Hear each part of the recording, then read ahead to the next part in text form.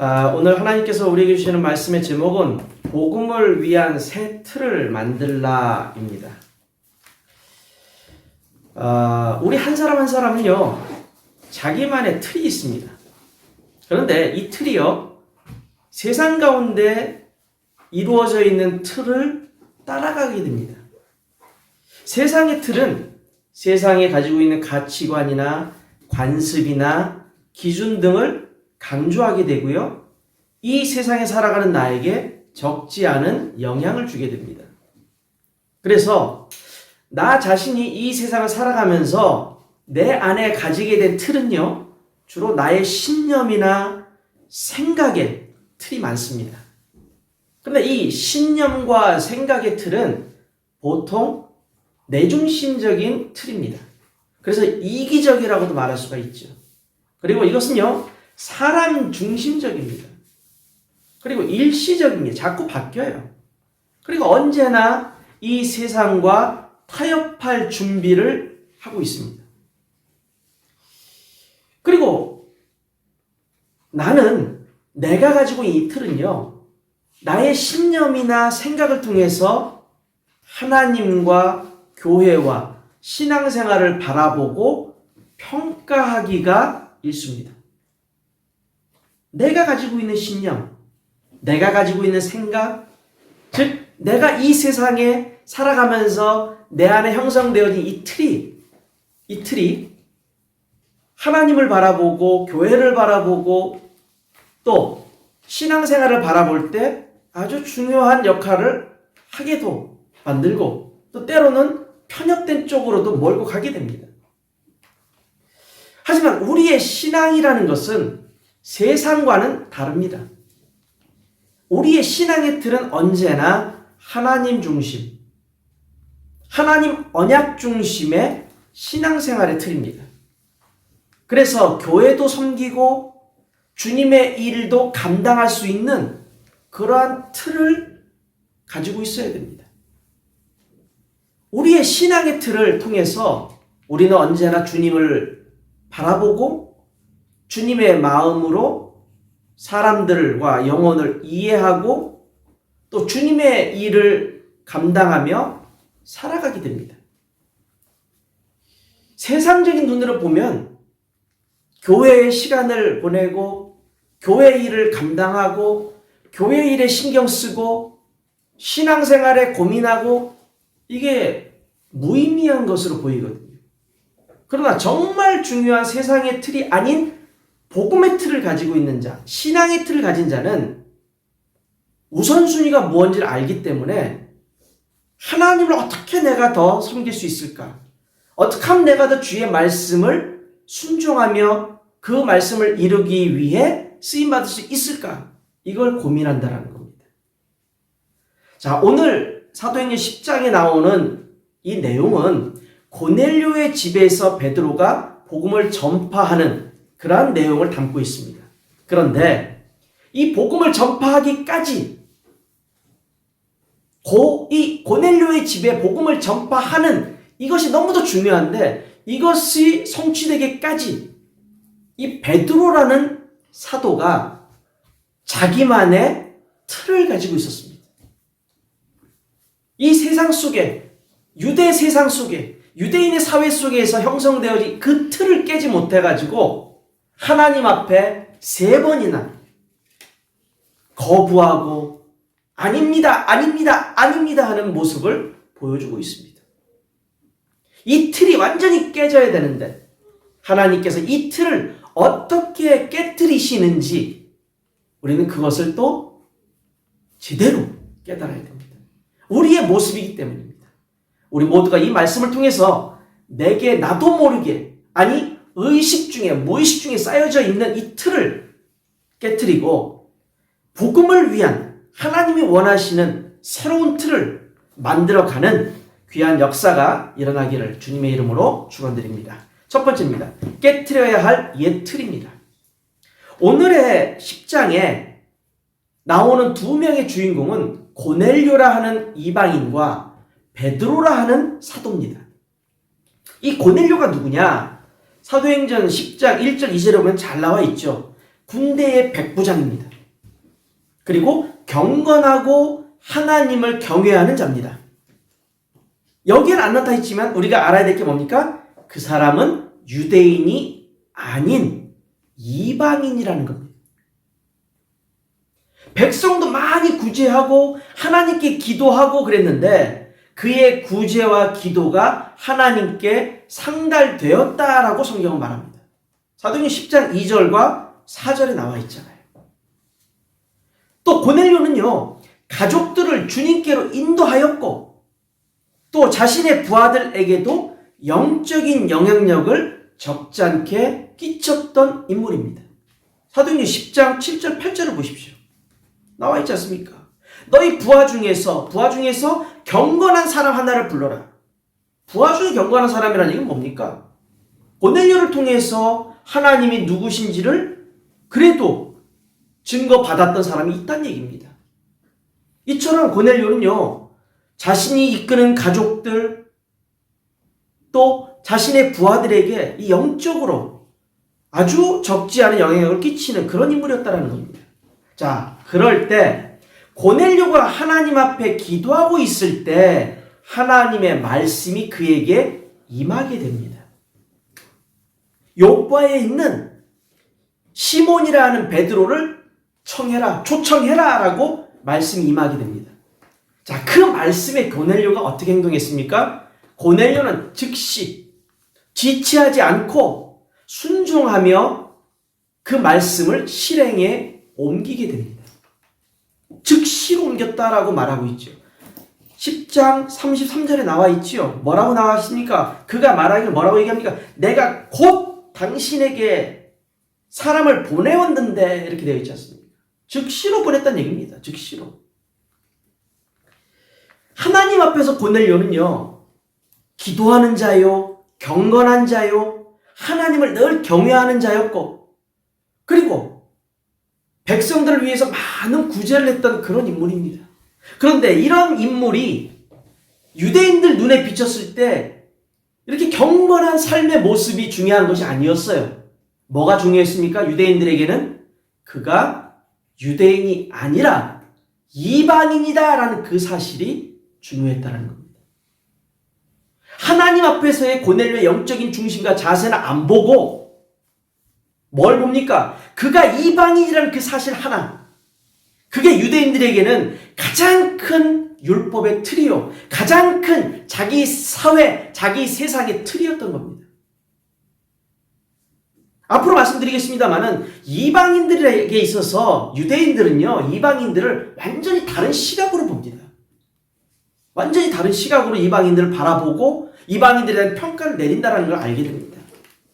자, 베드로의 모습을 보시죠. 베드로는 어떤 틀을 가지고 있었는가? 베드로가 기도하고 있는 중에요, 3번에 걸쳐서 주의 음성을 듣습니다. 3번입니다. 3번. 주님의 음성을 3번을 듣고 환상을 봅니다.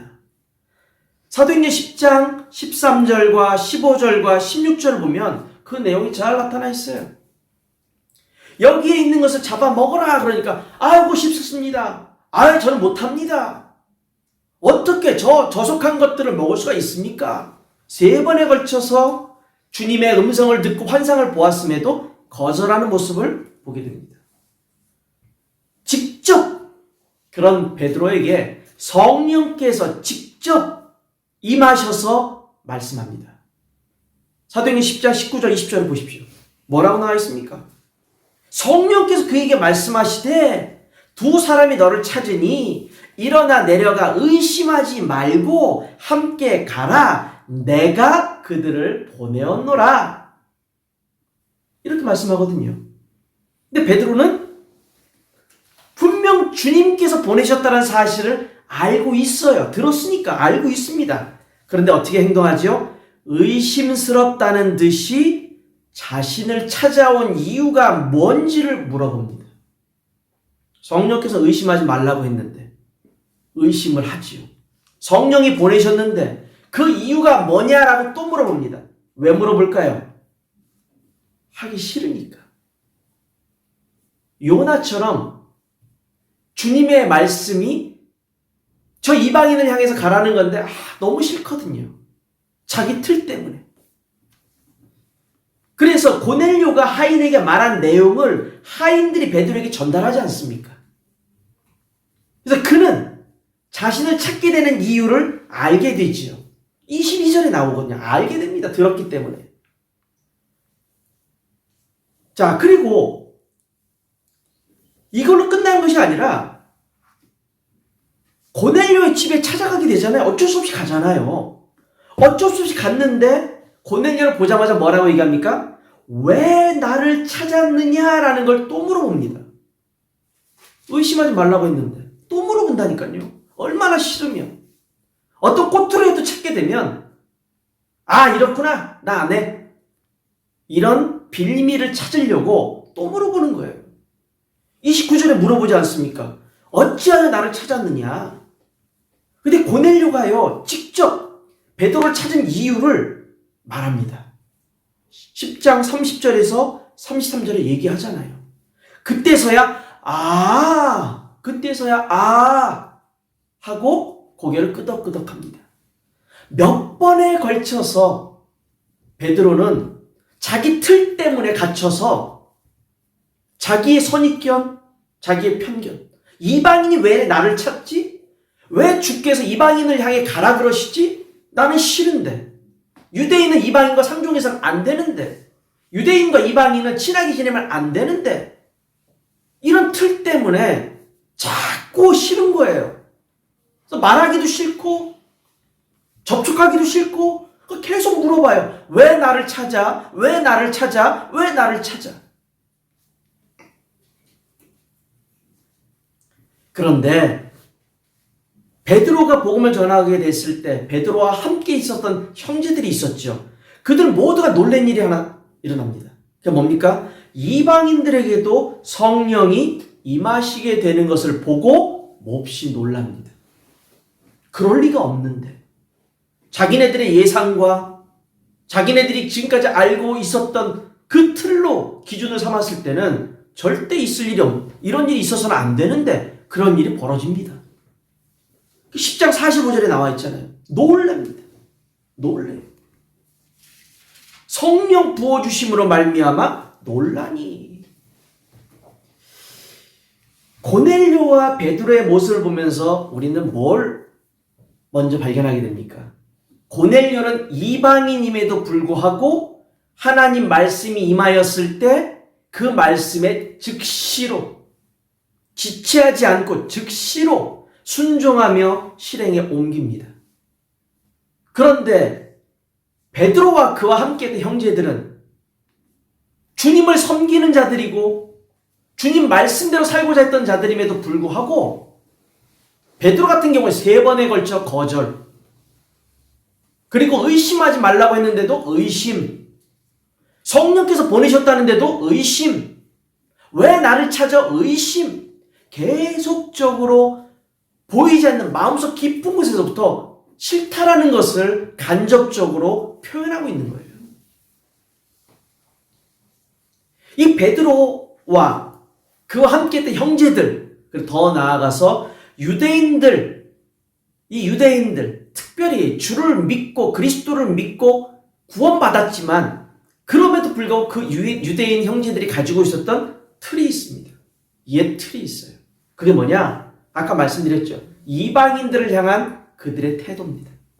뭐였습니까? 유대인에게 있어서 이방인은요, 할례받지 못한 죄인들입니다. 죄인. 아시겠습니까? 죄인이에요. 할례받지 못한 죄인. 그리고 유대인들에게 있어 이방인들은요, 순결하지 못한 사람들입니다. 하나님 앞에 택감받지 못한 사람들이 이방인이에요. 선민사상 아시죠? 우리 민족만 선택받았다. 우리만 구원받을 자격이 있다라는 겁니다. 나머지 이방인들은, 유대인들이 아닌 모든 민족들은 다 이방인이거든요. 할례받지 못한 자들, 하나님의 선택을 받지 못한 자들, 순결하지 못한 자들, 저들 모두가 다 죄인, 우리만 의인. 그게 유대인들의 틀입니다. 지금도 가지고 있잖아요. 그래서 이방인들은 절대 하나님을 섬길 자격도 없고 구원받을 만한 가치도 없으며 하나님의 자비에서 완전히 제외된 자들. 이게 유대인들의 틀입니다. 틀. 그렇기 때문에 이방인과 교제한다? 이방인을 받아들인다? 절대 있을 수 없는 일이죠. 절대로. 이 틀 안에 누가 갇혀 있었습니까? 베드로가 갇혀 있었던 얘기입니다. 이 틀 안에 베드로와 함께하고 있었던 형제들도 함께 갇혀 있었다는 얘기입니다. 만약에 베드로와 이 형제들이 이 유대인의 그 틀만을 계속 고집하고 있었다면 이방인 고넬료와의 만남은 절대 있을 수 없겠죠. 하나님이 그걸 깨뜨리시는 거예요. 하나씩 하나씩. 다 깨뜨려서 만나게 하신 겁니다.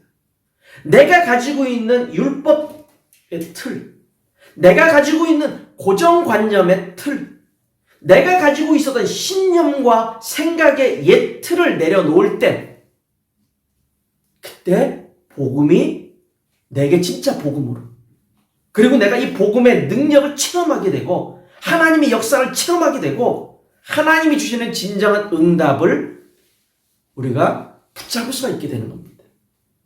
성도 여러분, 우리가 나도 모르게 갖고 있는 틀이 있다는 걸 인정하시고 그 틀을 내려놓고 그 틀에 갇히지 말고 복음을 위해서 옛 틀을 깨버리고 복음의 틀을 새롭게 준비하는 우리 모두가 되기를 주님의 이름으로 축원드립니다. 두 번째입니다. 준비해야 할 복음의 새 틀입니다. 고넬료의 영적인 자세를 보면 아주 놀랍습니다. 아까 말씀드린 것처럼요, 고넬료는 세 가지의 모습을 보여줍니다. 첫째, 하나님 말씀이 자신에게 딱 들려왔을 때 하나님 말씀을 듣자마자 지체하지 않고 즉시로 그 말씀에 순종하며 말씀을 실천에 옮겼다라는 사실입니다. 33절, 10장 33절, 즉시로 사람을 보냈다라는 겁니다. 즉시로 사람을 보냈다. 욥바에 있는 시몬이라 하는 베드로를 청하라 말씀하니까 즉시로 사람을 보내버리죠. 또 두 번째, 말씀대로 성취될 것을 믿고 확신하며 그 시간표를 기다리는 자세를 보입니다. 10장 24절, 베드로의 도착을 기다리고 있었죠. 올 것이다. 베드로가 올 것이다. 기다리고 있다는 겁니다. 우리도 기다릴 줄 알아야죠. 하나님의 시간표가 올 것이다. 하나님이 내게 주실 응답의 시간표가 반드시 올 것이다. 기다릴 수 있는 믿음으로 있었다는 겁니다. 세 번째, 하나님의 말씀을 전하는 전도자를 존중하며 그 말씀을 통해서 은혜 받고자 하는 영적 자세를 보였습니다. 10장 25절 33절을 보십시오. 25절에 뭐라고 얘기합니까? 베드로가 들어올 때 고넬료가 맞아 발 앞에 엎드려 절하니, 이게 무슨 말입니까? 아주 중요한 사람이 왔다라는 것을 인정하고 맞이하는 모습입니다. 극진하게 맞이하는 모습이에요. 그리고 33절에 보면 뭐라고 나와 있습니까? 만유의 주 되신 예수 그리스도 말미암아 화평의 복음을 전하사. 죄송합니다. 33절. 내가 곧 당신의 사람을 보내었더니 오셨으니 잘하였다. 이제 우리는 주께서 당신에게 명하신 모든 것을 듣고자 하여 다 하나님 앞에 있나이다. 다 모였나이다. 주께서 당신을 통해서 주실 그 말씀을 듣기 위해서 모였나이다. 말씀에 대한 사모함이죠. 은혜에 대한 사모함을 보여주는 겁니다. 말씀이 선포되어지면 그 말씀에 순종하는 자세, 그리고 기다리며 내게 임할 그 시간표를 기다리며 하나님 앞에 기도하며 준비하는 자세, 그리고 그 시간표의 전도자를 통해 주실 말씀을 앙망하며 그 은혜 받고자 하는 영적 자세, 이 새로운 틀이 우리에게 필요하다는 겁니다. 저와 여러분의 이 틀이 필요해요. 이 틀이. 자, 베드로가 드디어 복음을 선포합니다. 베드로의 복음 선포의 내용이 어떻습니까? 만유의 주 되신 분이 예수 그리스도시다. 하나님께서 예수님께 성령과 능력을 기름 붓듯이 하셨다라는 겁니다. 36절과 38절에 나와 있죠. 그리고 하나님이 예수님과 함께 하셨고 그가 두루 다니시며 선한 일을 행하시고 마귀에게 눌린 모든 사람을 고치셨다라고 38절에 말하고 있습니다. 예수님이 십자가에 달려 죽으셨으나 사흘 만에 부활하셨다라고 39절 40절에 기록되어 있습니다. 우리는 예수님의 사역뿐만 아니라 그가 부활하신 그 모든 일의 증인이다라고 말합니다. 39절에서 41절이죠. 이처럼 베드로를 통해서 복음이 증거될 때 핵심되는 내용이 바로 뭐냐? 그리스도라는 겁니다. 그리스도. 42절에 보니까 우리에게 명하사 살아있는 자와 죽은 자의 재판장이신 예수님에 대해 전도하고 증언하라 하셨다. 42절에 말합니다. 그리고 마지막 예수님을 믿는 사람이라면 누구든지 그의 이름을 힘입어 죄사함을 받을 수 있다라고 복음을 증거합니다.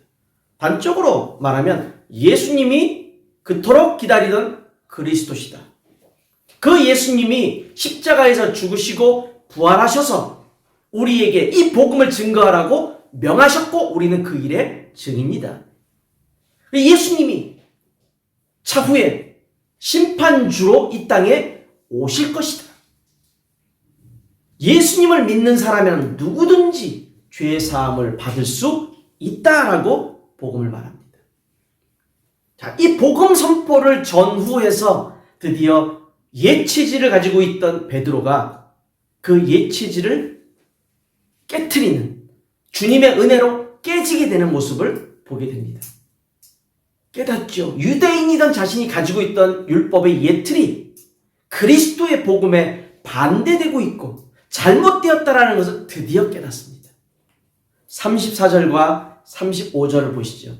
베드로가 입을 열어 말하되 내가 참으로 하나님은 사람의 외모를 보지 아니하시고 각 나라 중 하나님을 경외하며 의를 행하는 사람은 다 받으시는 줄 깨달았도다.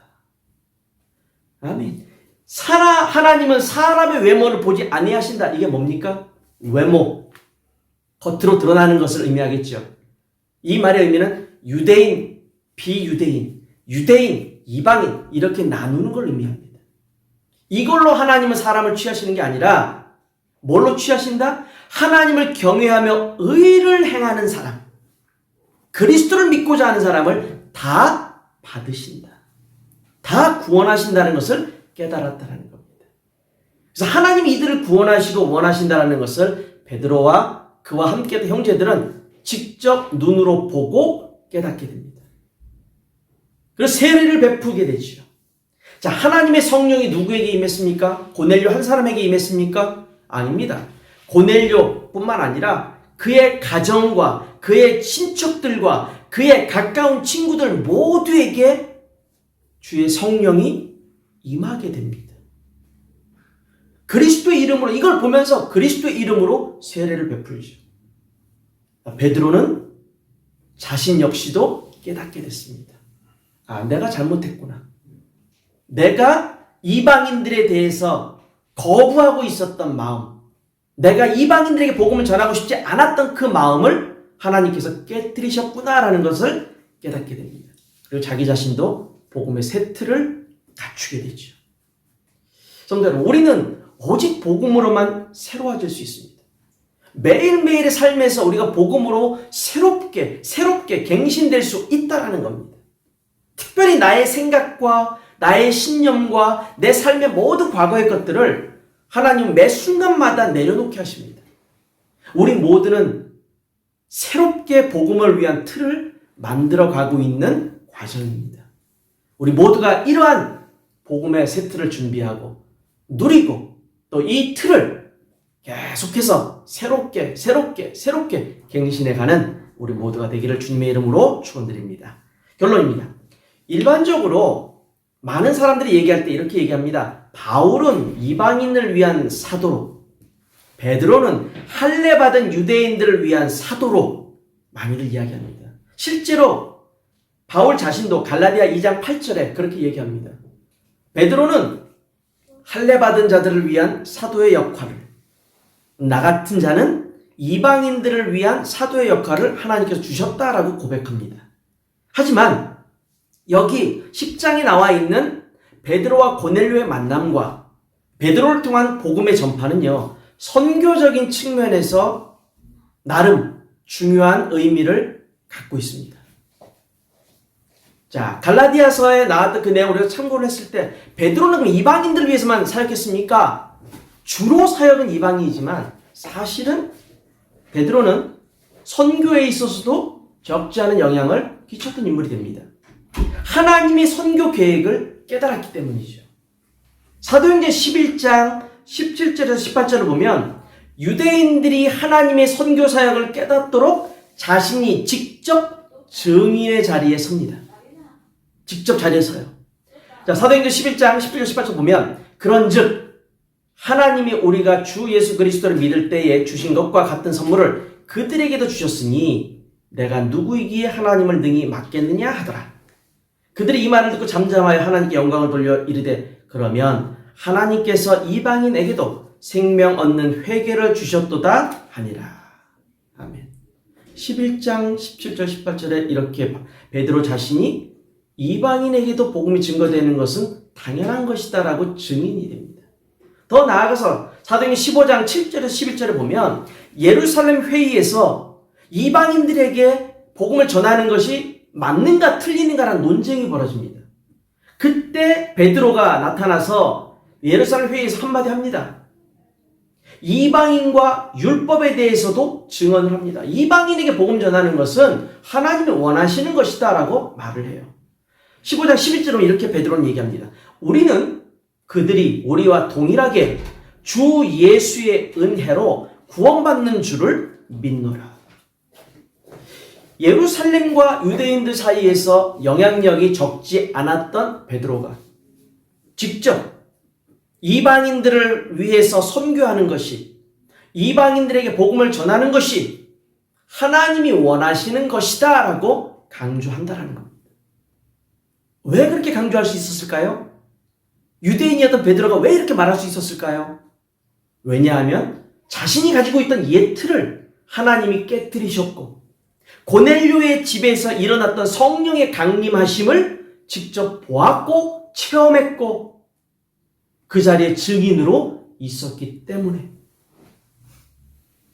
그렇기 때문에 베드로가 선교에 안티 선교가 아니라, 선교에 반대하는 것이 아니라 그것이 당연한 것이다라고 지지할 수 있었다는 얘기입니다.